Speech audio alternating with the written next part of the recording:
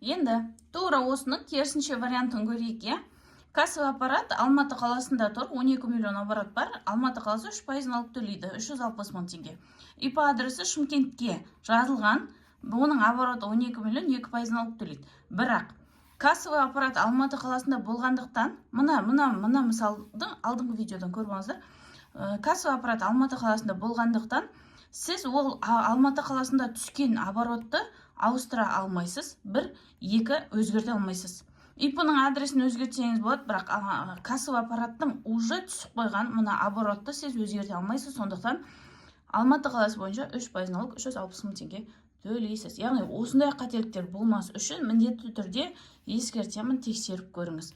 Отчет Шымкентке тапсырылады, бірақ кассовый аппарат Алматы қаласы болғандықтан 3% налог төлейді, себебі кассовый аппарат Алматы қаласында тұр.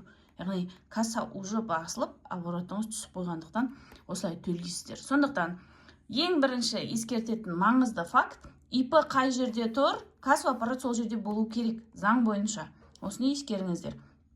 Және бір ғана қателік жасап, кассаны басқа жаққа тіркеп жіберіп, осындай көбірек налог төліп жүрмеңіз. Мысалы, 240 мың, 360 мың теңге, 120 мың теңге налог мына жерде артық төленеді, егер осындай қателік болатын болса. Парақшам пайдалы болсын, тіркеліп қойыңыздар, ИП-сы бар адамдарға переслайд етіп жіберіп қойыңыздар.